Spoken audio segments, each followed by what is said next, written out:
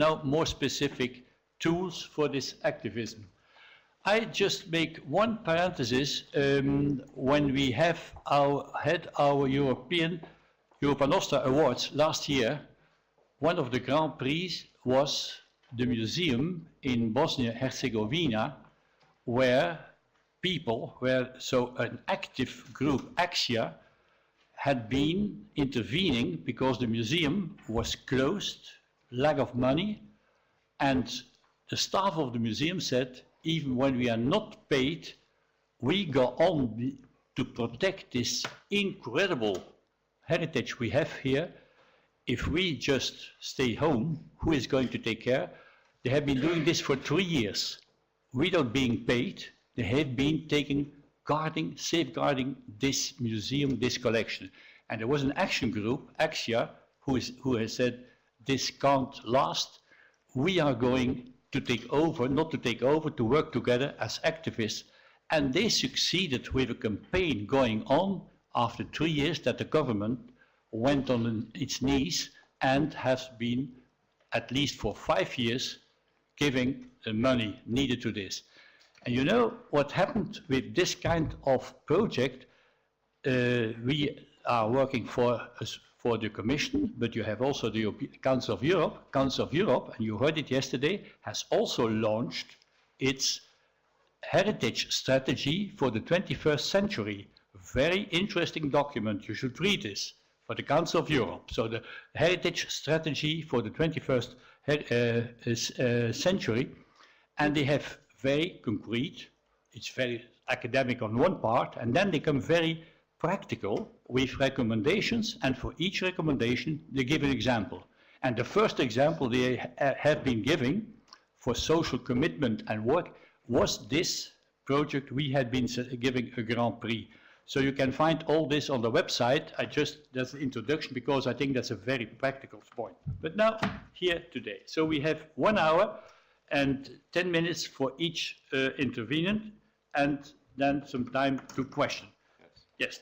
Tapani. Thank you, Piet. And just to continue from Piet's starting that, yes, for Europa Nostra, these are extremely important because, for instance, you do know that we have this 7 most endangered program, and see, we have many of these sites have problems, and that sort of problems like in Batare in Tallinn or then Malmi Airport in Helsinki, which I know personally quite well. So that the old tools of activism, those are not enough. So we have to create and find new ways to influence. So this is really a possibility to create and discuss about those possibilities we should have then in the future, so that our teeth would be more sharp in a way. Yes. Okay, so let's just start. The first one is about a neighborhood. A neighborhood, how are you going to motivate this neighborhood? We heard this morning what happened in Moscow. We had other examples of how people get on the move in New York, very special how it works, and congratulations for what you did and what you performed and what you could reach. But now here in Finland, Christian Sannemann, floor is yours. Yes, thank you. I think you have to use the microphone. Yes, so maybe. Yes. Okay. Yeah. Do you have a presentation?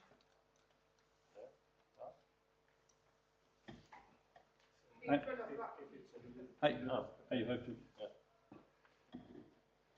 I think you should better do it yourself because you know what it is. Is there another distance? Yeah, okay, you can do it. Yeah. I brought my computer with her now. There's electricity, so. You can stick to your 10 minutes? Yes, it's okay. Yeah.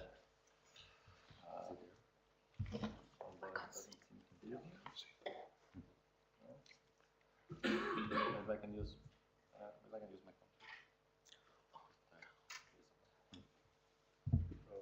Is it in the computer? No, it's not here. Is there any way to do it? Yeah. Well, somehow this was Who else is completely lost last night. Yeah. This is yesterday already. Something. Or do you need a presentation?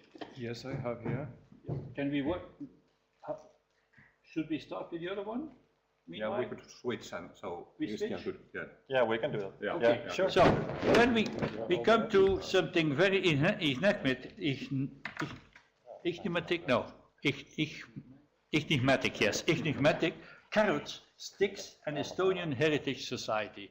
Whatever that might be, but I think it's promising. So Peep Pillak is the chairman of the Estonian Heritage Society. And so he tells us more about carrots, sticks, and Estonian Heritage Society. Okay, Peep. Ladies and gentlemen, since times immemorial, the stick and the carrot have been the tools to motivate human beings. Of course, on condition they're used in balanced. The Estonian Heritage Society has also implemented these ancient tools in the name of heritage preservation. So I'm starting my presentation with the carrots. The society, established in 1987, has been bestowing its Order of the Cross of Merit since 1999. The first one was conferred to President Lennart Meri on his 70th birthday. It was not because he was the President of the Republic of Estonia. His merits in establishing the society and preserving the heritage of Estonia have been significant indeed. The second one was confirmed a year later to Jan Kross, the best-known Estonian writer, on the occasion of his 90th birthday. He was one of the founders of the society. The third Cross of Merit went to Martaru, the chairman of... No, not yet. Chairman of the Heritage Society in 1993-2000, who then retired. The Order of the Cross of Merit can be called an exclusive recognition of a significant and lifelong work. In 2002, however, the Society launched its Medal of Merit for specific results in restoring and conserving our heritage, for the restoration of those national monuments that were destroyed during the Soviet period, for research into heritage, for training, and for the popularization of the concerns of the heritage preservation. In the last years, we have usually medaled 5 to 7 persons a year. Sometimes there have been more, and its holders are announced on the opening ceremony of the Heritage Month on April 18. Most of the holders are naturally Estonia, but there have been also British, German, Swedish, and Norwegian citizens. All in all, Estonian Heritage Society has conferred 9 Crosses of Merit and almost 170 medals. From year to year, however, there have been cases when the best practices of heritage preservation have been either knowingly or unknowingly violated. Public awareness of these is also very important. So in 1997, the Estonian Heritage Society decided to establish its Lemon Prize for service in the field.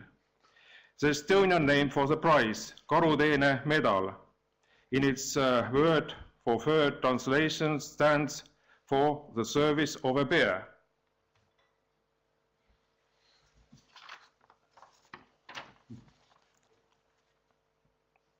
Lemon Prize is for those who have caused damage by engineering or building objects that are unsuitable in their particular milieu who have ignored the public expectation in some other way. As a rule, the Estonian Heritage Society is issuing only the diploma attached to the medal, as according to its statute, the medal can be ordered by its holder himself, herself. We have not been informed of anyone who has had the medal executed in order to wear it with pride.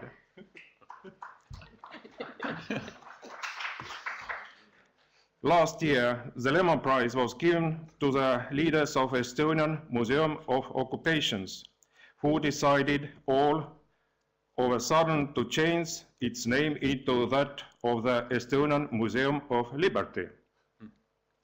This year, the prize for this service was awarded to the Tallinn Department of City Planning that has failed in its duty to preserve milieus of historical value for our capital. The prize got a wide media coverage. Moreover, the journalists found out that the partner of the director of the Department of the City Planning is a real estate agent. Indeed, most of the Lemon Prize have been awarded for the new buildings that ignored historical sites. As real estate development is most intensive in Tallinn, the problems abound there. High-rising glass and concrete apartments houses are being built in the middle of historical wooden houses with their specific milieu in order to earn maximum profit from the sale of the apartments. At first, the Lemon Prize was decided within the discussions of the Estonian Heritage Society. In recent years, however, the public has been roped in, as any institution or an individual can propose its candidates. The final choice is made by the board of the Estonian Heritage Society. There has been issued one Lemon Prize per year, exceptionally two, but there have been years without nominees. For media, it is a great disappointment, as journalists are much more interested in the winner of the Lemon Prize than other people who deserve true recognition. The Lemon Prize is this service is a controversial issue, but it seems that alongside with genuine acknowledgement, the society benefits also from the former. So the Estonian Heritage Society is going to continue its policy of the carrots and the stick. These ancient tools are as good as new ones for heritage activists. Thank you. Okay, thank you, Piet. Within a time and a cheap activist tool, I should say. Anyway, so I propose that we give all the four at once, one after the other, and then we ask questions, because discussions can go for several then. You take the second one? Or? No? So the second one, are you ready or no? Yes. Yeah, you get it? Yes. All right. Okay, here we get the neighborhood Artova model by Sannemann. Yes, thank you for inviting me. It's great to be here. Do you hear my voice? Yeah. Without this? Yes? Okay. Please do it. Yeah, okay. Yeah. Yeah. Is it done? Oh, it's Thursday. Yes, all right. So, yes, this is an important topic, citizens participating in decision making. Although I'm not representing a heritage association as such, but I hope you will find some value on what we do and what I'm going to tell you about, which is what we do, who we are, how we work, what is the Artova model, and how we get things done, focusing on the interaction with the municipality. So this is, does this work? Yeah, that's where we are. This area is Arabiaranta, Toukola and Vanha Kaupunki. a neighborhood on the outskirts of downtown Helsinki. It's the birthplace of Helsinki, somewhere there approximately, and so long historical roots and the design heart of Finland. Yeah, well, that's about it. So Artova is a neighborhood association or a cultural and neighborhood association, and this year is our 40th anniversary. We've been awarded as the local heritage society of the year in 2013. Mostly for being exceptionally innovative and active neighborhood association. What we do is cultural events, all sorts of urban development projects, new models of participation, and maybe not that much because we haven't had any cases where we have to protect really like natural, like heritage, but it's more like we create local heritage, which I'm going to show some examples. This is our biggest annual event, our Arabia Street Festival. Next weekend is actually the next one, so if you're going to stay here in Finland for a longer time, please welcome to Helsinki and Arabia Ranta. With 25,000 visitors, at the best years at least. This one example we've been influencing the city. It's a mural, like an 8-story building.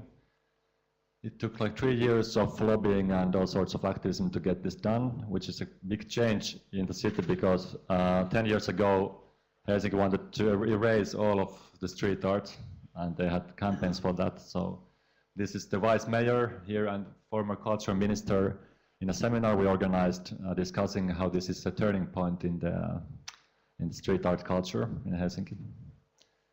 We organize cake festivities. This is an old cultural tradition, a harvest festival. We try to keep it alive by organizing this, well, family-friendly event. The original one is a kind of fertility festival, but we have kind of took that part out of it. So then we have a film festival, a film club. We do lots of urban cultivation. We've had honey production. The plot there is a good example also. It was originally, according to the plan, it was, how do you say it? It was pointed out for a public building, but then citizens wanted to have urban cultivation, and we managed to use local newspapers and find right connections and get the plot for ourselves. We promote sustainable development. At the moment, we increased the amount of distributed solar energy production. We have workshops and we pilot new models of democracy. Yeah. We have multi-channel communications, our own paper with 20,000 print run, active Facebook site, an internet site, which act as the portal for the area. Yeah, that's just that all sorts of people attend to our events, and the participation culture kind of doesn't exclude anybody. I don't know if you can see that, but there's a list of other things. It says boat rental, fishing activities, culture calendar, history-related exhibitions, urban walks, book author events, presentations. Well, it's not actually that important. It's not just what we do. Lots of lots of things. So, and I think we're the most active neighborhood association in Finland at the moment, and maybe that's why we're here. I'm here now to talk to you. So, how do we get all of this done? What's our secret key is distributing power and responsibility. And this means we're trying to act as a background enabler. We're trying to find models how to kind of give away the power and responsibility for the people, for anyone actually who would be interested to kind of try to get their vision into life. So we have created this facilitated workshop method we use to kind of start new initiatives. We kind of put the framework, ask for people to come, and this developed with a professional facilitator, and this is a really actually good method to start new projects and get lots of people joining our activities. And by that we get these self-organized initiatives, action groups, which have lots of power and responsibility. This is how it looks For the engineer, there's the board, 8+4 members, usually it's all voluntary. Half-day coordinator who gets paid, and at the moment we have 21 of these initiatives working on different topics. And in their work there's like something like 500 to 600 volunteers annually, 100+ partners. So it's quite big, I think, for a small neighborhood.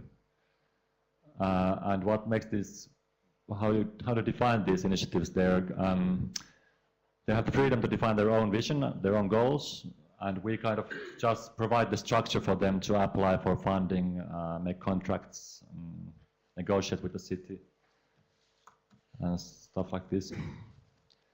So, but to understand even better how these initiatives work and what happens if you give power and responsibility to people, and which, by the way, is at least the best way I know how to participate and get people to participate in about anything.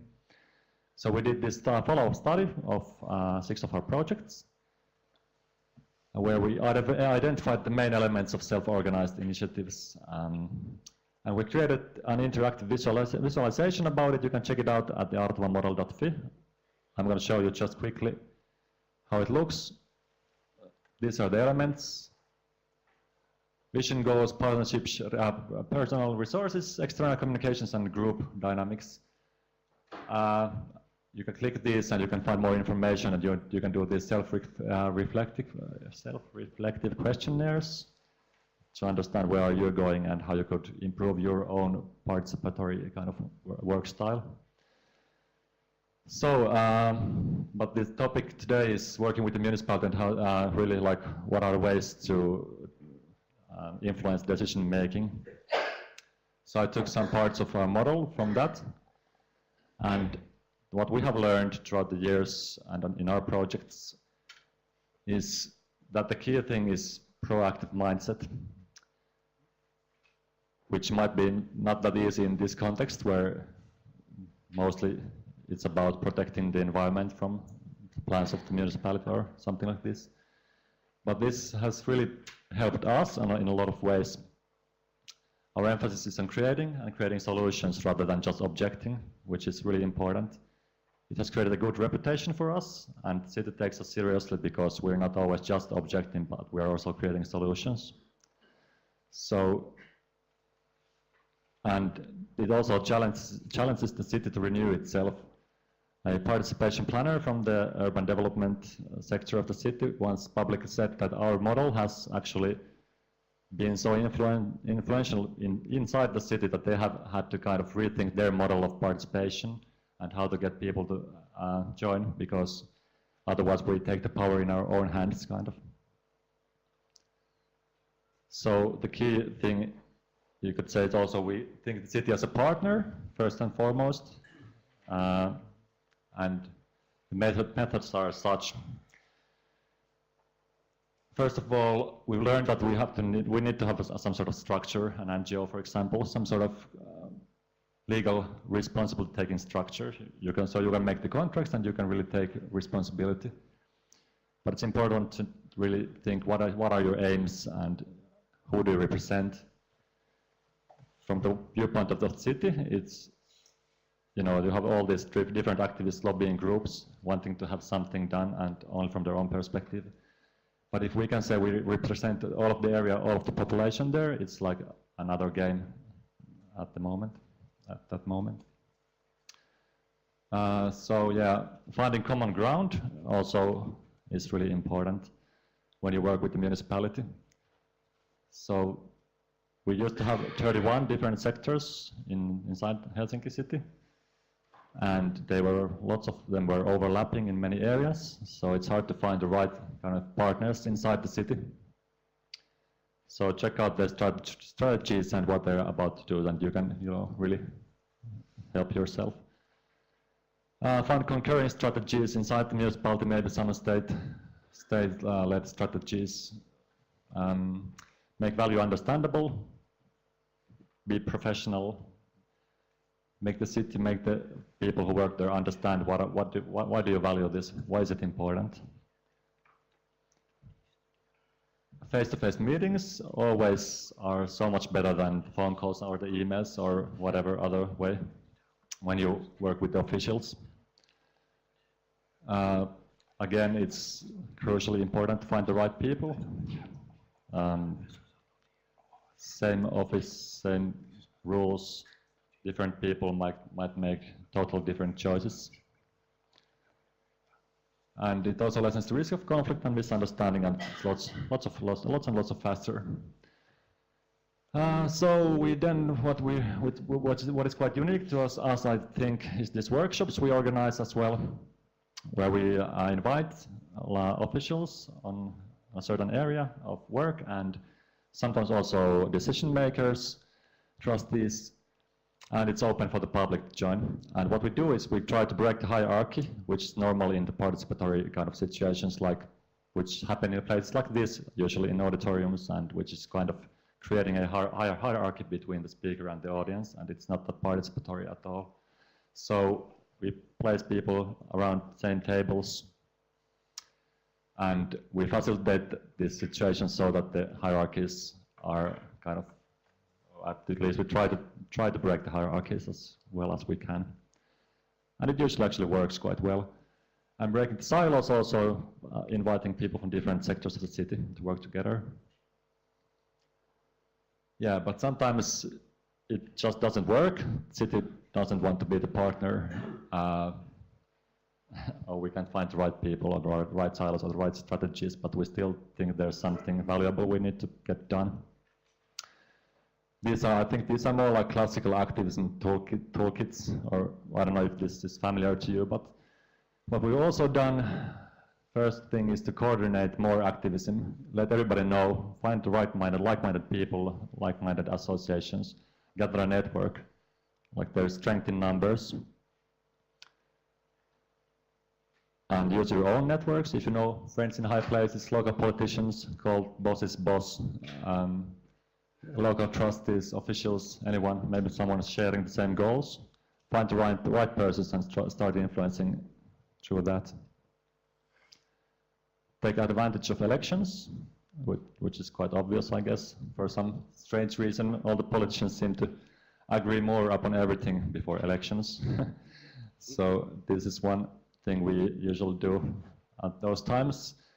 These discussion events where we have trustees, officials and citizens at the same room, which is quite nice because there's a nice power triangle, because trustees are kind of using power upon the officials, who use power upon the citizens, and at time of elections the citizens use power on the trustees. So there's this nice cycle that everybody will listen what the people have to say. And yes, using media to influence politicians. Media and public discussion are really, really important and really maybe the most effective way to get something, at least on the table. Demonstrations, of course, maybe signing an address or something like this. I think I'm out of my time, so yeah, the last thing I want to say is these both methods are actually good, and maybe use them simultaneously, sticks and carrots. And finally, whatever you wish to get done, you have to be persistent and never give up. Yes.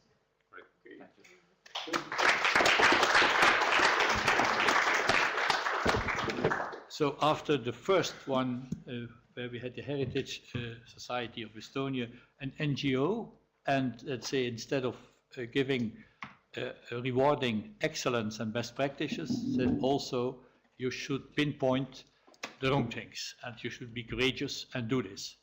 Here we get a neighborhood who is enabling, facilitating, self-organizing, daring to say we are not just objecting, we are creating solutions, but ends also by saying, if needed, sticks and carrots. Yes. Okay, so we have two more, and I think we finished them. We finished them all. Okay, you agree? All finished them.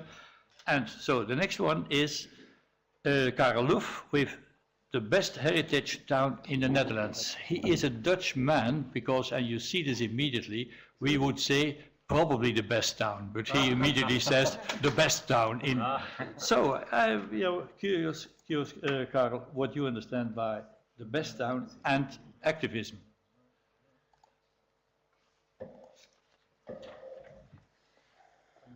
there was a microphone which was working. Hold on. This one? Yes. Okay. Thank you, Piet. I'm going to tell you something about the best heritage town in the Netherlands. And yeah, it's always the question, what's the best? Is it real the best? And how long does a reward last? First, I want to give you an introduction how we were coming to that idea. I'm for some 10 years director of Bond Heemschut, which is an NGO, a private heritage organization existing for over 100 years. Started with people trying to get good legislation, people who tried to motivate the government to have heritage laws implemented and trying to save old buildings. That was very successful in the first 50 years when laws and legislations and money was given for protection of monuments. It was after the war a big strive to stop, to tear down old buildings and prevent constructing the 1915 buildings. And now we see that after well, more than 100 years results, there's a very interesting way that older people know what is built in the 1950s and 1960s, and maybe they designed the buildings themselves and they think that they should be destroyed or could be destroyed, and a younger generation is really fanatic by concrete and newer architecture. So there are all different groups in this NGO now striving for their kind of heritage. But most of the time it's trying to prevent old buildings to be torn down. And this is one of the actions we took also over, I think, 10 years ago. It was an idea actually like the 7 most endangered sites, which originated in the United States, as far as I know. And that's what we took over. It's a top 10 of the most threatened heritage in the Netherlands. And we focused on campaigning, trying to prevent other owners of buildings and other communities and other local communities to tear down their heritage, which is always a negative way of trying to present and trying to get your goals in result. For example, in the 1990s, there was a huge plan in one of the cities in the Netherlands, in Hilversum. Religious heritage is under threat, and you see the solutions trying to make it poldering, as we know, that we keep something of the building and that we also try to get something new. And this was one of the plans which we were very much opposed to. As you can see, the church totally torn down, and then a new apartment block with a supermarket built around it. And as a compromise, the developer said, oh, we're going to keep up the watchtower and the bell tower so that there's something of the heritage left. Negative approaches, and in the end this church was totally preserved and it was giving a new destination as a church, so this was never realized because there was a big crisis. Our biggest problem, however, was how to reach local politicians, and in our talks to local politicians, you always see people who are interested in heritage, and you see a lot of people who have different objects in mind, like development, like new buildings, like new initiatives, and it's always a little bit difficult to find the people who are really on your side. And on the other hand, you also see when you are in a city and you're just saying, oh, I'm fond of your city, that everybody, every local politician is very proud of its own heritage, because they're really proud what they have, the beautiful buildings, the beautiful churches, the lovely market squares with a lot of activities. Every local politician, every mayor is very proud that its city is the best city there is. And it's only because of, well, we think, heritage. So that gave us the idea, and here see you myself with long hair, so it's over 5 years ago. We started to make a sort of comparison of all the 403 local communities in the Netherlands which we have nowadays, and we said there are good ones and there are bad ones, and the bad ones are the ones which have no policy at all, which have no heritage lists at all on the local level, which have no budgets, which have no strategy on how to maintain heritage, no brochures, nothing at all. And there are other ones who think heritage is the key for the development in economics, in tourists, in citizenship. So there are top 5 and top 0 high and low esteemed communities and towns in the Netherlands. So we just started to print this prize, which is only a simple sort of reward, a little bit like the bear medal you made. We said, well, can we just make a competition and try to give an award to the best heritage town in the Netherlands? Because we're always saying that a city is not doing it well, that they should do it better, that there are objects under threat, but we never give a compliment in this field. So we just started to do that with a small group of people, Kunsten 92, which is an organization for arts and heritage in the Netherlands. We formed a jury, and it was a broad jury, me, myself, from an NGO, architectural historian, a museum director, someone from the museum organization, and so on. And the first one was this one. It went to Dordrecht, and we had no idea what was going to happen because we had a jury form, we had entries, we gave a prize, there was no money with the prize, it was only this photo moment, and we managed to get a small room in the center of The Hague in Nieuwspoort, and we invited the press, and we hoped that there was some attention in the newspapers and so on. And it did. And then there was a sponsor found. And this was found in the bank, which is a financial institution for the local communities. They are funding money, they're giving projects, and they had other prizes, like a theater prize, a prize for culture and arts. And so they were interested to do something to sponsor a prize for heritage. And in the end, they concluded that it was a very good idea. So we have a small organization just getting paid to organize this prize, and there's a reward of 25,000 euros for the town or the city which wins every year, which is on the budget of a town a very small price. Of course, it's only 25,000 euros. For an NGO, it would be a huge amount of money. But then we said this prize has to be given to a project which is really a project in the field of cultural heritage, and it should be given to a project which is really your idea, and you have to do it with your local community, and you have to say what you're going to do with it. So first, how we work. After the entries, which every city or every town, every community can fill in, we're trying to get as much information as we can. And the first time, every city gave us a lot of papers and books and beautiful prospects and things, and they said, well, we are the best. They even produced videos, and they said communication officers to say that that we should choose them. And then we said, well, this is not really working that good. So we just brought back the entrance formula, and we said, just to give us a short presentation, and then we select from our knowledge, from our different backgrounds, 5 or 6 or 7 communities which we think are really doing well.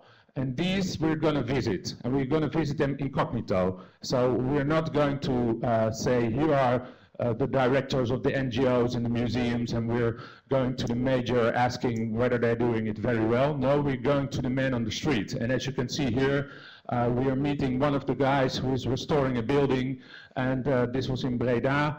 And he was telling us about his work and his job, and he didn't know who we were, but he was just telling how this work has to be done, and whether there was budget or not. And of course, in our network, we see and we experience what communities are really doing.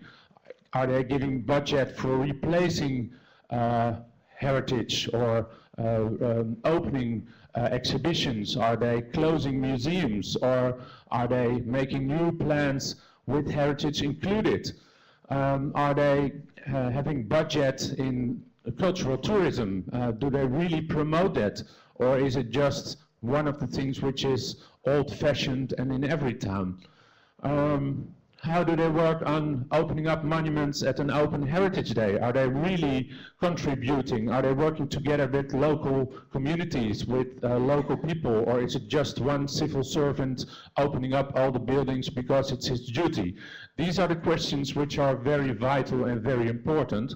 So more and more we are into what is the local society bringing in heritage, how's the connection between the politicians, how's the policy really implemented in local civil society, and the other way around. And then, of course, education, because every city, every town, every museum has an educational program. You can find them everywhere. But do they really work? Or is this just a PR photograph made once, and is the digital installation then not working anymore? These are the things we really try to find out. New techniques like virtual reality and new destinations for all buildings. Is it really there?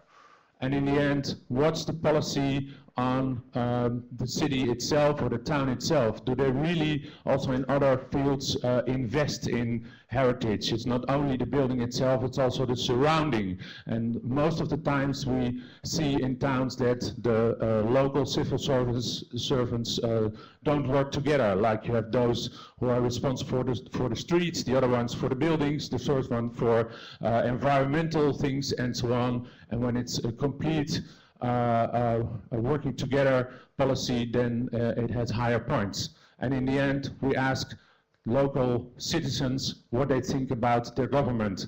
Are they doing well? Are they really there? Are they present in their community? And are they proud of what they're doing? And when they are, it is a sign that we make a good choice.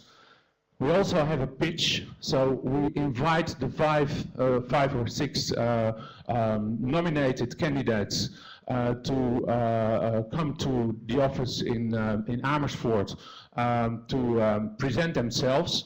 And this is interesting because they learn from each other what they're doing. They're learning new things, new policies, new ways. They're getting in touch, in contact with each other. And then the difficulty is the jury, of course, and sometimes we got books. I always say that's the money we get, and with the one with most of the books and most of the presents gets the prize. Now that's a joke.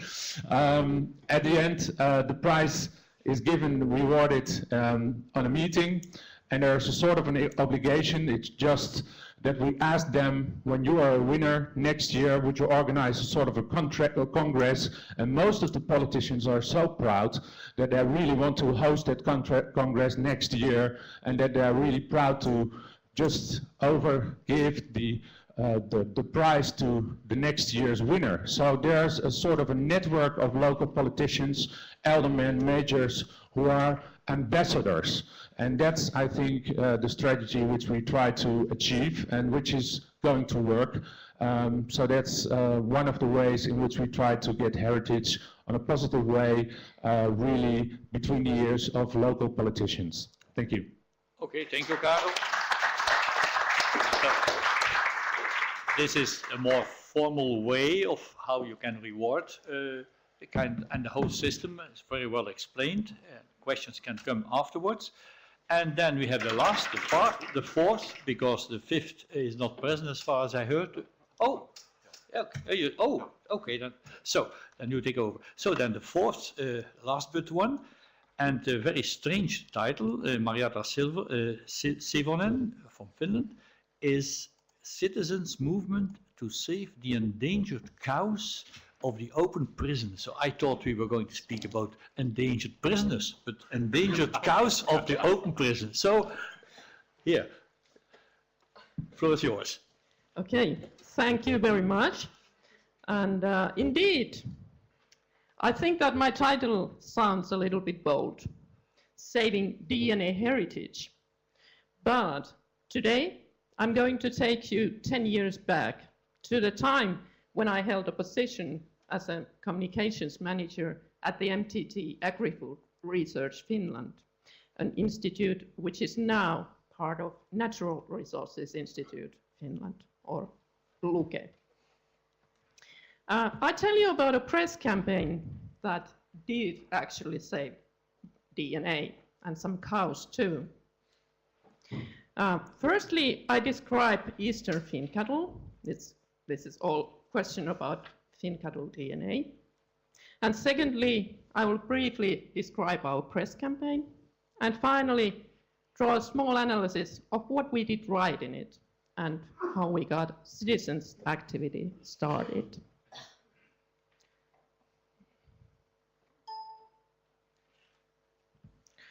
Here, the picture in the middle, you can see cows belonging to Eastern Finn cattle, also called Kyyttä. It's a unique native cattle that has genetically adapted to our harsh conditions for centuries. And gentleman on the other picture is Professor Juha Kantanen, who has intensively studied the DNA of these cows. And he's also, still is, and was on those years, the manager of Animal Genetic Resources Program, which is the governmental program to conserve and breed our native cattle. Oops, sorry. The focus of the conservation 10 years ago and still today were the so-called prison cattle. The living gene bank of Eastern Finn cattle was situated in Sukeva prison in Sonkajärvi, the red spot on this map. And this cattle in the prison was the core of the whole population. It was scientifically maintained. Prisoners took care of it, but the aim was to systematically keep and preserve this DNA material and as much genetic diversity as possible.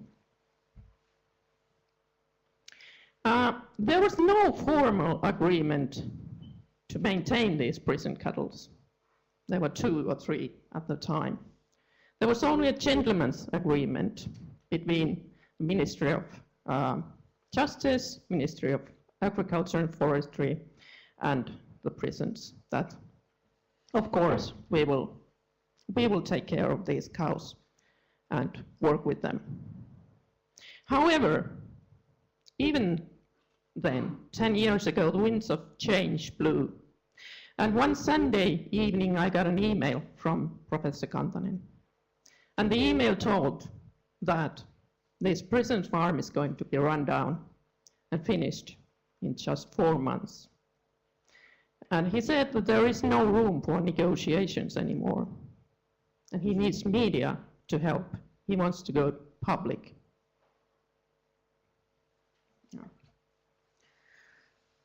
Therefore, we set up this media campaign, which had some high risks. First, I had to ask Mr. Kantanen if he is prepared that media might turn against him. As one of our speakers said that it's not always good to go to the public saying that I'm against this is not what you can do. And this was, in fact, rather a negative message. And I also told him that this might be a very bad career move for him, because Finland is a small country, and if you are considered a difficult person, it's not good for a scientific career. Anyway, his answer was, yes, I'm prepared. And therefore, we went on and published this press release in Finnish, with very high coverage. We made sure that every media house in Finland and every important journalist got it. And it also had a very alarming headline. We usually published news about science with neutral headlines, but this one says, most valuable Finn cattle to be slaughtered, with a question mark. And this was indeed the situation, as the prison farm was going to be finished in 4 months, and there was no plan whatsoever how to take care of these 50 animals, 50 cows and their calves, how to feed them and where they would live.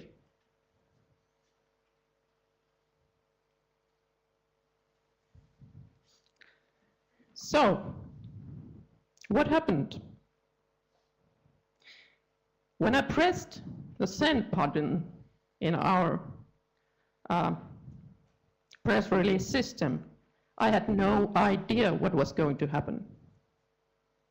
I did everything as professional communicators did, but I couldn't tell the future of how this is going to end up. So I really closed my eyes and pressed the button. And then it was no going back. First couple of days were quite silent. There were some neutral news headlines. Yes. But then national radio channels picked up the news. Then newspapers, editorials, columns, and finally TV. And there was loads of publicity, loads of positive publicity, like we had never seen before.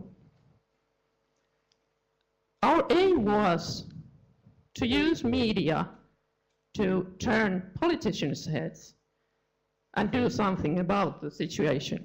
But actually what we didn't expect, that there was a huge load of citizen activity.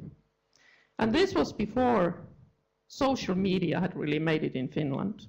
So people picked up the phones and they blocked Mr. Kantanen's phone lines because they were asking, this is a horrible situation. Can I take some cows? I can buy 5 or 6 and I can take 1, but just please don't kill them. And the others picked up the phones and called the prisons, like, what are you doing? This is horrible. And then when the prison manager got through in the phone to Mr. Kantanen, he said, why did you do this? All these journalists and people are disturbing my work. I can't do anything here. So we had very funny moments, even though there were lots of pressure too.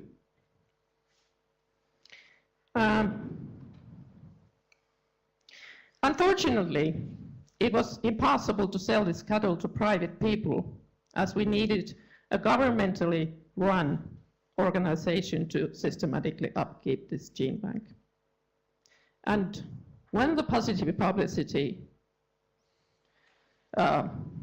came, the Ministry of Agriculture and Forestry quickly set up a working group to solve this problem. And they actually did. They invited Mr. Kantanen as a secretary of this working group, and finally found 2 farming schools to continue to work with this gene bank.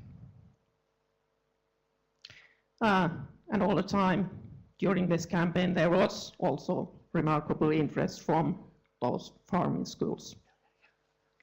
In addition, restaurants and chefs got interested in good products, meats, cheeses, milk.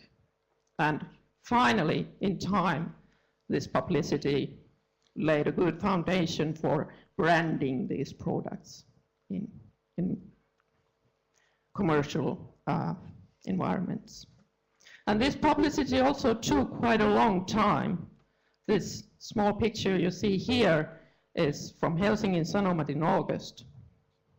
We published our press release in February, and still in August, our biggest newspaper in Finland published this big follow-up article about the cows and about the gene bank cattle and what is going on at the moment. So this was a unique times and unique incident. Just briefly, 2 pictures of our media analysis from that time. And the long bar you see here on this side represents the amount of experts from the MTT, Agri-Food Research Finland, the experts that were used by media, or the point of view of the MTT that was used in the media during that month. And in comparison, the same situation in the month of January over there. So the difference is rather great. It's not completely a unique one-time thing, but this kind of results we got on our analysis about 1-2 times a year. Finally, what did we learn from this campaign? What did we do that we were so successful and got things right? I've been thinking about this a lot, and I came into one important conclusion, which still applies now at the age of social media, because the structure and actions of publicity are still more or less the same. And it is that for years before this campaign, we had systematically published results about research that had to do with these cows. Why they are valuable, what is so different about their DNA, why they are unique in the world. And Professor Kantanen was very active in this himself. He really used his time and effort to communicate his results. So the background was there, and it was easily accessible for media and people. And it just needed one sort of match to combine these two sort of public understanding of these cattle. People knew what they looked like, but now the scientific hard evidence was combined to this knowledge that was already there, like, oh, it is the DNA. Yes, this is really important, and this is something that we can't lose, and this is our cow.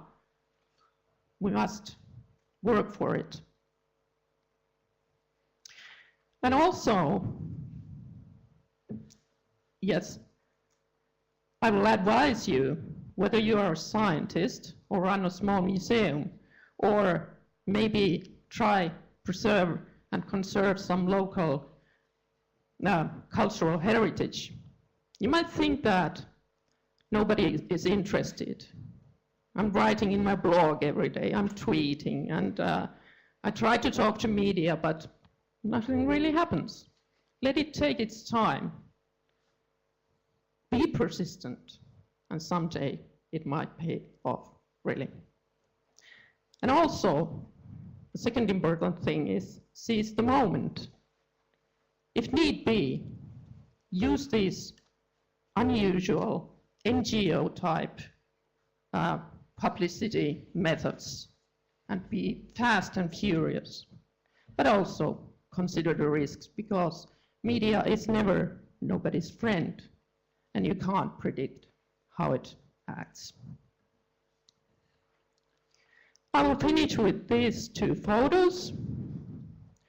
They are from Alman Farming Institute in Tampere, which is the other one of these schools that took these animals from the prison. And I think they look hopeful. The atmosphere in the cowhouse is nice. All the products from these cows are used in the school kitchen, or sold to restaurant, or sold in the school shop. I was here on a journalistic trip.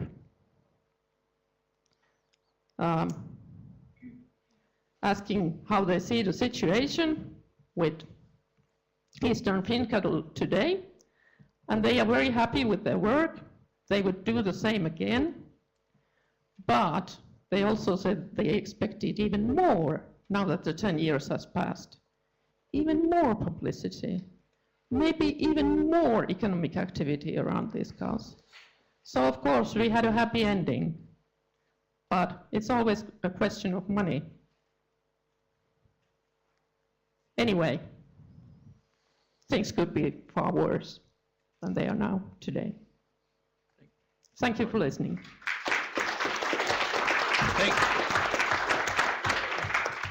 Thank you. So you see how press campaign and advertising used at the right moment for the right object can be successful and lead to real economic success for the Finn cattle. And then we stop with the last one, historical vessels and maritime heritage, but not Esker Svensson, but Erik Schultz, so the man who organized the Congress 2 years ago in Oslo, and he is taking over from his colleague.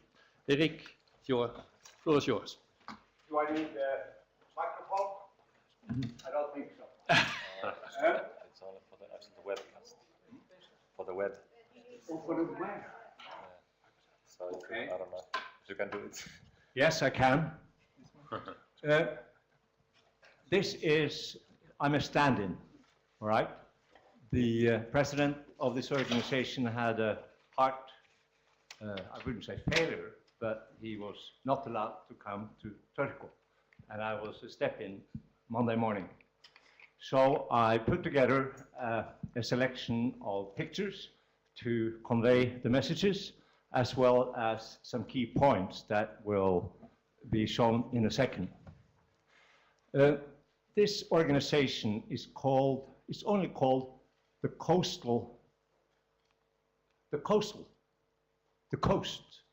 Kysten.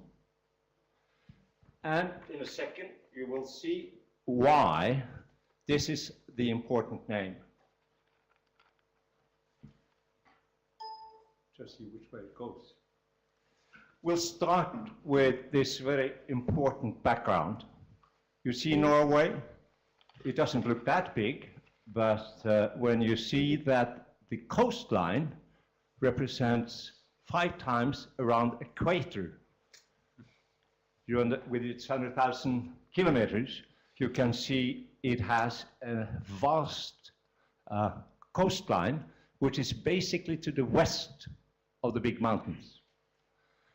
And it is also sheltered by 240,000 islands, which means those islands shelter the tide as you otherwise experience it in England, in Spain, in the Biscay, and around Europe. And it also prevents the current from being devastating, as you see in Scotland or in Ireland and other places. And of course, with 1,200 fjords, you know, there are lots of places to settle, at least at the bottom of these fjords, where you also have the salmon runs, which I will come back to.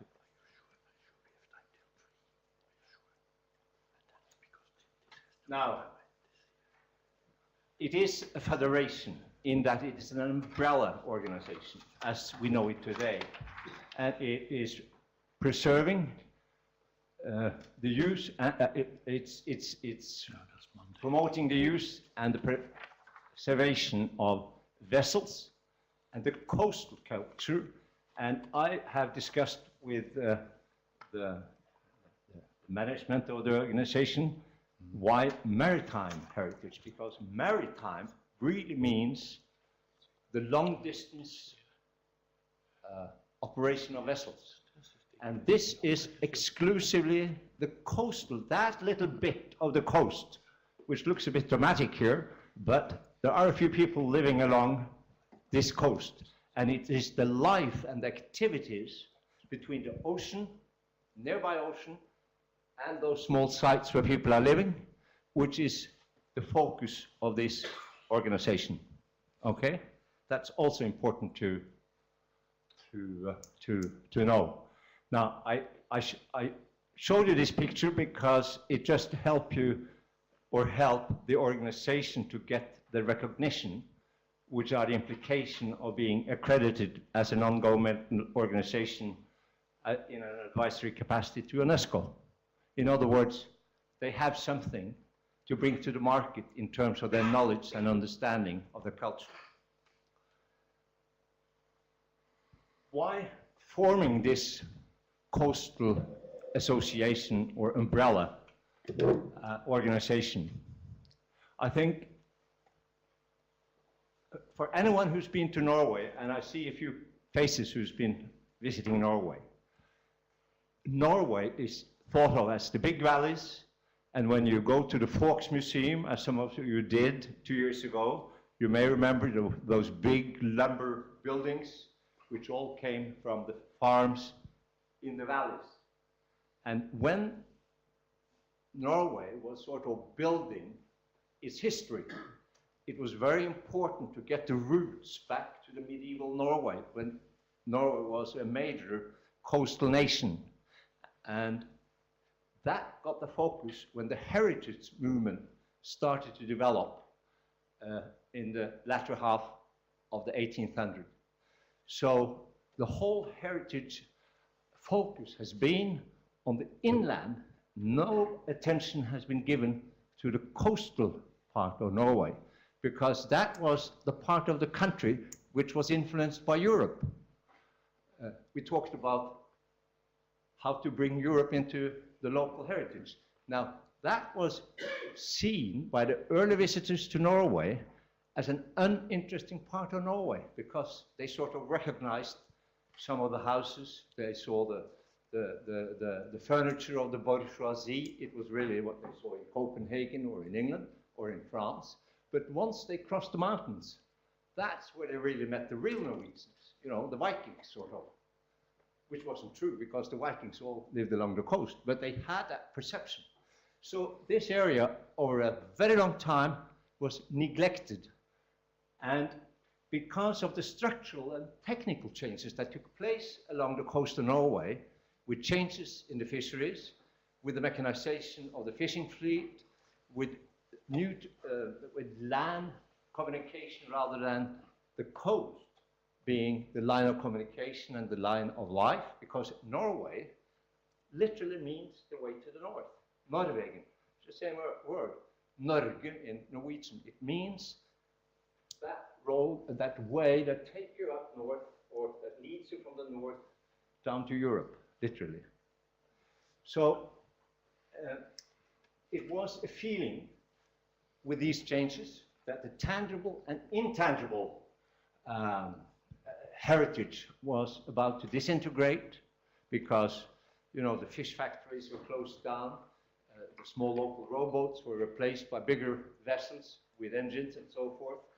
And of course, the tangible heritage was about to fade away. So this created a big concern, and this foundation or umbrella organization was established.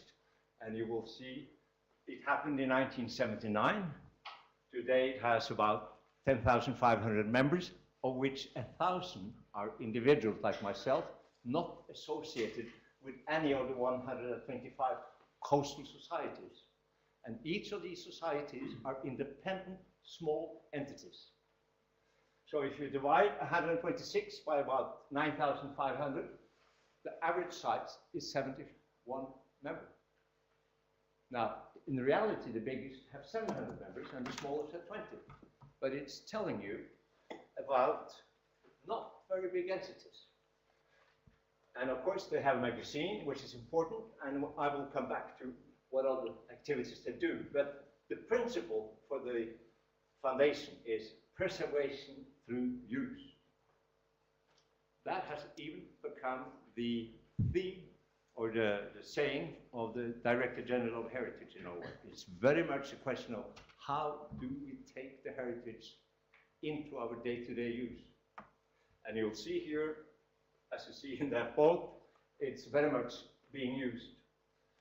Now, when the foundation was established, there was 5 small coastal societies who recognized, where they recognized that they had to do something to try and preserve this cultural heritage before it all faded away, or all the boats disintegrated, or the quays, or whatever it was, the buildings. And you can see a steady growth with 125, 26 members today. And you could probably then ask, how is this possible? But let's just see where.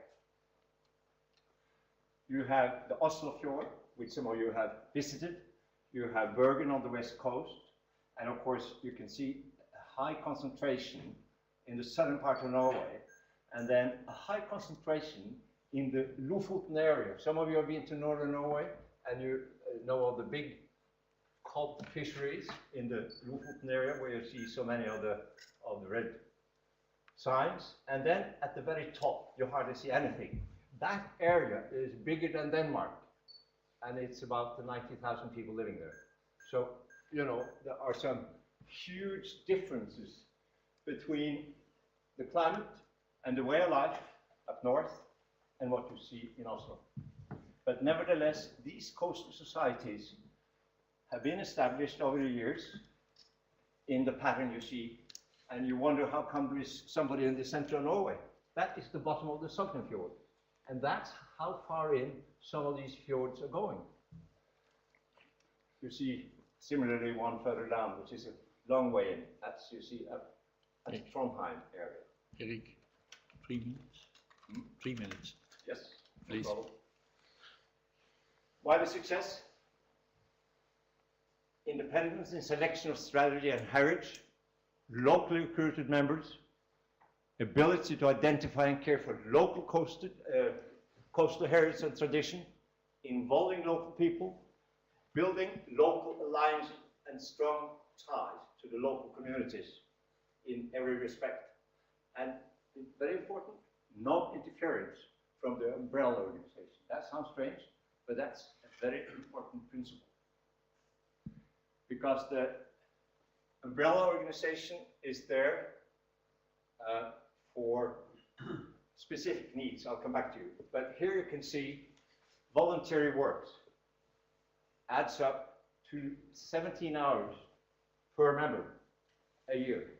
And you see the value, 5.5 million euro is the annual value of the voluntary work. And it's equivalent to 5,300 working days. So it's a total, what should we say, devoted members.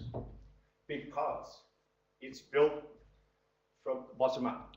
Now, here you have some of the bigger vessels.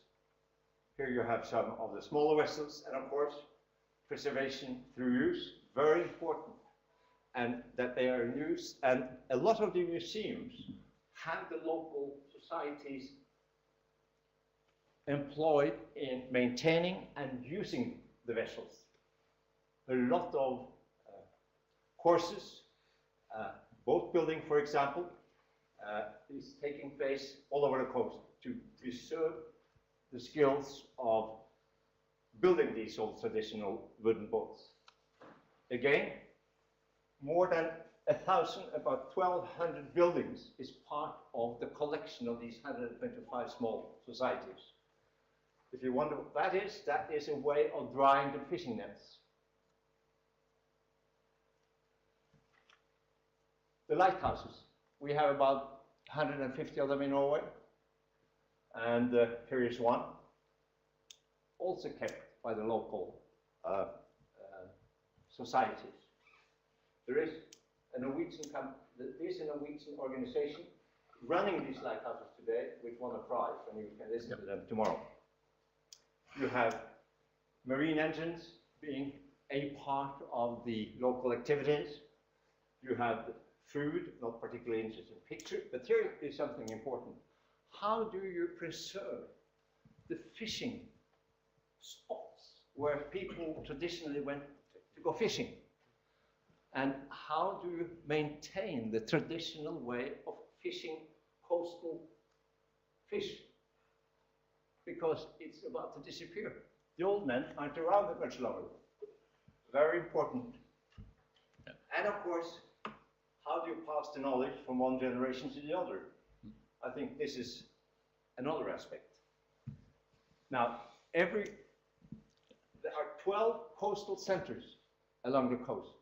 And these, as you can see, are bigger entities, which are used for all types of learning the skills, looking at old ships, using them, having educational programs, and so forth. And there are another 3-4 of these coastal centers under preparation, all run by the local societies in that whatever area it is. Once a year, there is a festival, which is also run by a local society. It could be up north, it could be down in Oslo, or somewhere on the west coast. And as you can see, this is normally running for 4 days, and very important to have a chance to meet other people from these rather remote areas. So why do the local society need the foundation or the umbrella organization? They need, because they're so small themselves, the umbrella organization is responsible for the awareness raising, for the promotion and lobbying towards the municipalities and national governments, to communicate best practice among the members and the local societies, and manage and stimulate educational seminars, because they get access to government funding, which each of the small entity wouldn't be able to do. Erik, we only have 20 minutes left for the debate, so I should say that. No, but there it was. Okay, Sorry, thank you. hold it. I have one message, and that is conclusion. To engage the public in all aspects of heritage preservation, appeal to the heart, and identify local heritage. Go local. Okay. Okay. Thank you, Erik. So we heard this morning also the difference, I thought it was between global and local. So at the end here, go local. So we had the Lemon Prize, we had sunny activism for rainy days, we had selection system in the city, we had a press campaign, and then we had the guidelines or a tool book for umbrella organizations and link umbrella and local organizations. Now, which questions remain for you? Where did you agree with? What were you astonished about? Or what would you know more about one of the speakers we have heard here? Who's the first? Yes, you have been speaking this morning, so as an expert. Thank you. I just wanted to follow up about the preservation through use, which is incredibly exciting and important. But I was interested about you were talking about how local societies interact with local museums to use and maintain boats that are within their collections. I worked in museums, I teach museum studies, so I'm aware that museums often don't think about preservation through use. They think of preservation in other ways, most notably through stabilising conditions and displaying them in various kinds of ways. So what kind of negotiations have happened with local museums between the preservation through use approach and some of the ways in which museums traditionally preserve materials? And I think the follow-up question from that is, because one of the arguments why museums generally say we can't let people use collections is because they sort of imply that if people use them, they can't be available for other people to use them in the future. So I'm interested in the bigger political question there about who's involved and who gets to use things. The big problem with boats are wooden boats. If they're not in use, they start leaking and they're gone. So you have to have them in water for the summer, at least the summer. And once you have them in water, somehow they have got to be used. And I think it is, these are practical people, you know, not too many academians. These are practical people out in the country. And so are the local museum people as well. And they recognize that it's the only way of preserving these small vessels, you know. Yeah, I think it's different from the museums with pieces of art and all kind of other things, and or even folk instruments and so on. Other questions? There were several. First you, and then Guy. Yeah. No, upset. Yeah. Gert Magnusson from Sweden. I would like to ask the latest speaker about the infrastructure in those societies. I've been working myself with a very small village in the inland, in the north of Sweden, and to the begin we were rather successful, but then when they came, for example, a movie production, this area, then this small society was not prepared for, they didn't have the infrastructure in restaurant, for example, or in the needs for a film production. And then I think you must have the same in your coastal cultures too, that some of them are so small that they can just, there is a level they can't raise over. So this would be nice that Norway has a solution for a Swedish problem. Okay. Well, they gave us the oil. Be aware that each of these societies literally select what they want to identify as their object of interest. And the societies are small in most cases. Let's see, there are 500 people on the spot, or 200, or 300, and the places are quite isolated. Along the Oslo fjord, it's different, so they could have 300-400 members, at least those in the neighborhood of a small township. But there is the risk that, in a way, if those energetic initiators get too old, there won't be a new generation to follow up. That's a problem. There will always be some of these society who are asleep for a while. You know, fade away. Not necessarily, but they're waiting for somebody to come back. I think there's one important point, and that is the fishing industry, the salmon, the commercial operation of big fish farming entities all along the coast has, of course, allowed people to remain living with a face against the ocean. They don't have to move because their work is literally around the corner or around the next point, you know. And likewise with the offshore industry, it allows people. Unfortunately, we stay 1 month on board a rig and 2 months ashore. So they have a very long period of wondering what the hell to do.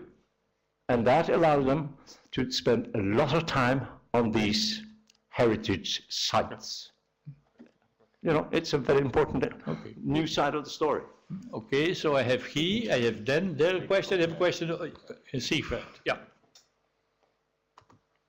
Thanks a lot for these fascinating presentations. I in particular liked the slide by Marjatta on the lessons learned, because it is drawing the conclusions of what you do when you have a conflict situation, when you don't agree, at least at the beginning, with the other side.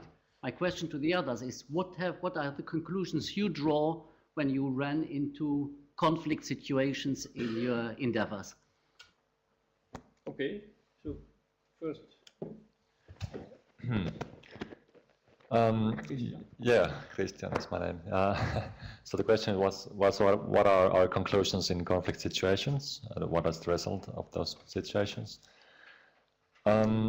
Yeah, well, first of all, as we work in the neighborhood area, there's always conflicts between the neighbors and people that never actually they almost never are on the same opinion on every subject matter. So our model is actually based on when distributing power and responsibility. These initiatives is actually, in that sense, really undemocratic, that it doesn't listen to those people who have a different opinion.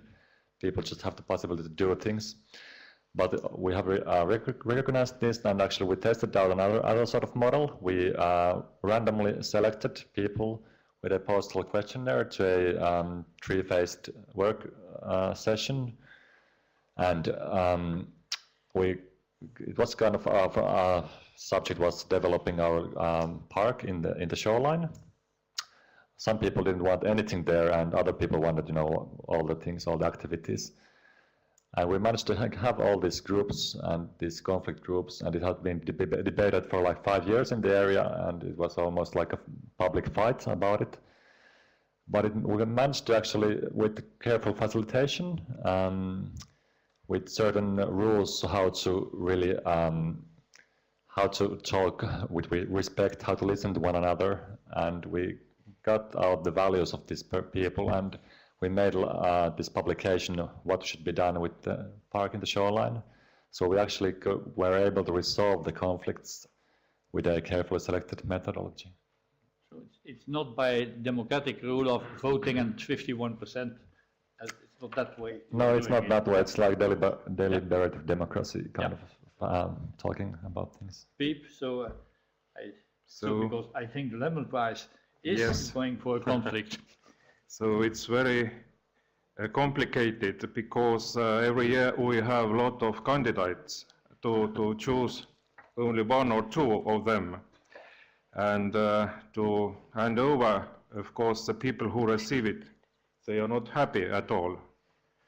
So it's very conflict. You have learned to live with that? Yeah. Okay. But we are going on. Okay. So you have given the answer? I thought you were referring to your answer, so then it's more to Karel. Well, in the jury there are no conflicts because we're counting, and we make a list, and who's on top of the list, it's a secret voting, wins the prize. But we once had an interesting story to tell. One of the cities which was rewarded, we had the award, and then a letter was written by one of the local politicians who was a really one-man politician in the local authority, and he wrote to the sponsor that one of the buildings owned by the city was not well enough maintained, and he had a report that they should be painted quicker and that they didn't put enough money in it. So he tried to state that it was only for the mayor to make a good show with the reward. So we explained in a letter that it was really a prize for the whole community, for the people in the city, as well as the aldermen and the mayors and the politicians, and that we couldn't check every report on every historic building because they had over 1,000 historic buildings in that city. So we did just a formal check on what's the policy for a long-term policy and how people react and respond on that. So that's just the only incident we had, actually. A dissenting opinion. Yes, but it's always about opinions, and it's always about proud, and it's always about concurrence and competence, and Erik, you have something? No. And then Marjatta wants to add something. I want to add that we were prepared to do crisis communication too, if this press release would have escalated more negative publicity, but it did, in fact, create only positive publicity. So we were lucky, but if we got some negative publicity, we would have had to answer to that and defend our scientists and the background that we had on the case. Question over there, you went, and then to Sigvard. So my question is linked to the fact that sort of, for instance, the wooden boats and cows, they are sympathetic and sort of fun things, but not all heritage is sort of easily sympathetic. And for instance, in Turku, if somebody wanted to tear down a historic wooden building, I know that there will be activists coming to the barricades and demanding it will be preserved. But if somebody plans to tear down a building like this, So then those activists will not rise to the barricades. Luckily, this university complex is protected, and it has already been sort of refurbished in a protective way this is by Arne Ervi, and it has been refurbished by Matti Nurmala very nicely. But we have, for instance, in Turku, one beautiful concrete university building 10 years younger than this one, and Åbo Academy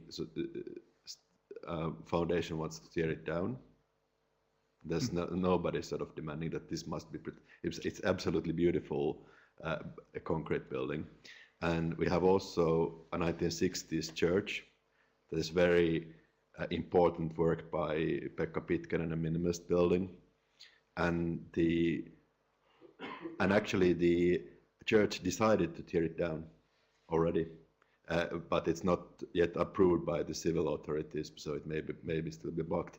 But I'm thinking that how to organize sort of a Friends of Concrete or Friends of minimalism and brutalism, because I actually do know that there are people, just like even ordinary people, that are interested, but they are not the same people that are already active in the heritage organizations protecting, for instance, wooden buildings. And my question is essentially that how to protect such heritage, which is not immediately sympathetic and may even be taught as an ugly box, but perhaps not necessarily is it. You can say sharing heritage, sharing values, but which values are you sharing? That's a big problem. So if anyone has an answer to this question?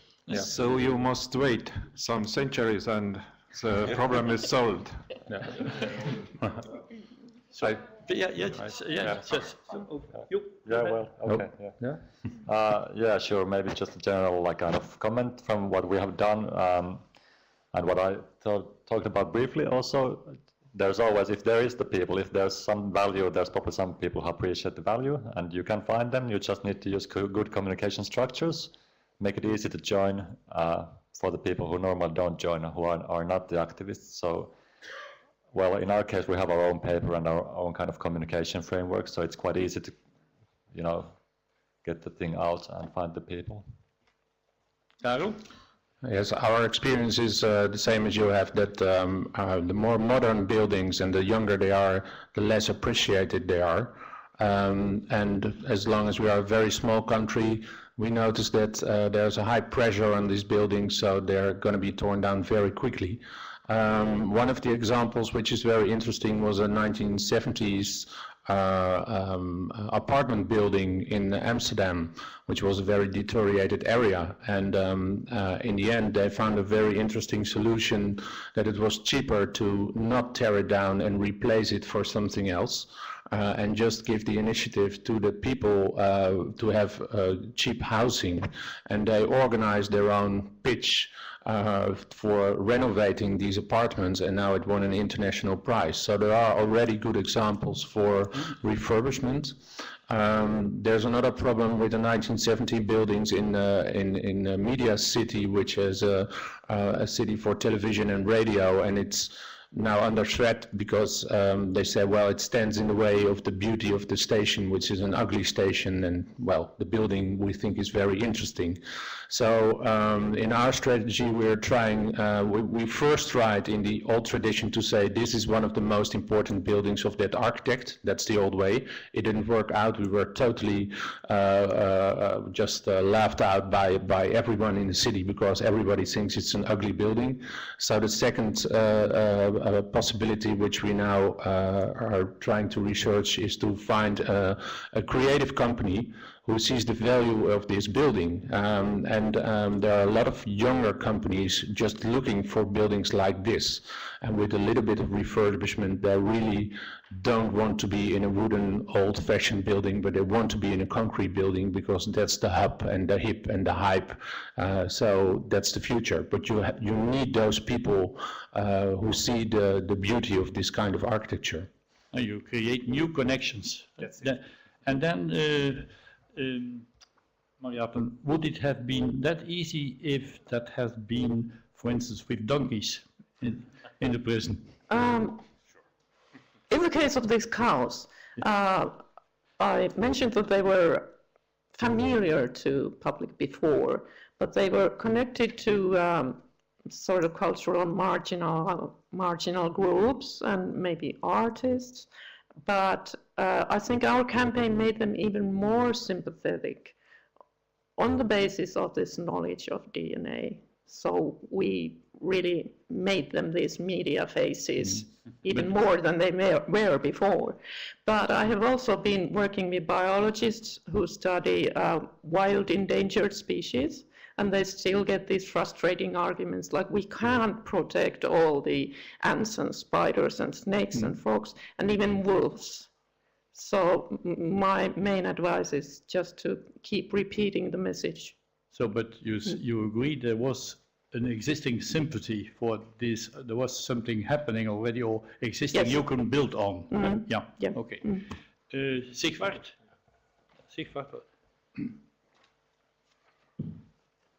Thank you. So my question goes to you, Karel. I was very impressed by your speech and what you showed to us, especially because it really confirms a prejudice, a positive prejudice against the Netherlands. The pragmatism which I've sourced there, I really highly appreciate that.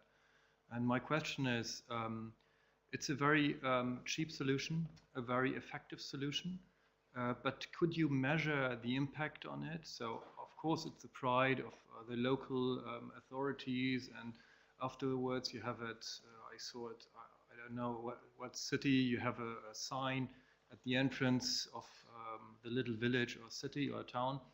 But do you have a measurable impact on the mid or long term, where you can say this is a way where you can really arrive at the people without putting too much money, but to attract other people to say, oh wow, we really made a significant change? As we have no research partner, that's impossible to measure in that way. But there are different kind of researches in the Netherlands on the effect of cultural heritage on cities, and the data and the prices, like the rewards we give, the sums of money which they had to provide for that price are all in those data. So that's the effect which is measured, but that's in a broader way. What we effectively see is that there are ambassadors created, and those are the people, even if they're not in the local politicians or local politics or elected for the second time, they still are our fans, and they can be in totally different sort of areas and things. They're working in different fields out of the politics. But they stay, they remember with a warm heart that heritage is very interesting and important. Thank you. Okay, so we are still going to the end because people are coming in for the final session then. Are there other questions still, urgent questions? Because we are together still for more 2 days, and on the boat we can go on discussing, no problem. Any urgent questions anymore? No, so thank you. Then, sorry if I interrupt. Thank you also. And I think that when we got here, many of these new tools or the old ones, or kind of different sort of tools, and very often the case is that we have to combine these when we do actions. So it's kind of a good to have that kind of a tool set for every one of us, because when we are field and active. For these Kyyttä cows, I'll just add that I do know that those top restaurants in Helsinki at the moment, they are desperately, they have a need and constant order for a couple of these producers, because they desperately need that meat and cheese as well. So that has been a success. So I think what we have been talking about this afternoon is, and what you are living with in your organization, I think one of the worries or concerns is to get things done. That's how do you do, how can you achieve, how can you get things done? And you see it has been done by Yeah, giving a name, naming and shaming. Right? That's one thing. Naming and shaming. Okay, and you take the consequences. The other one is being, let's say,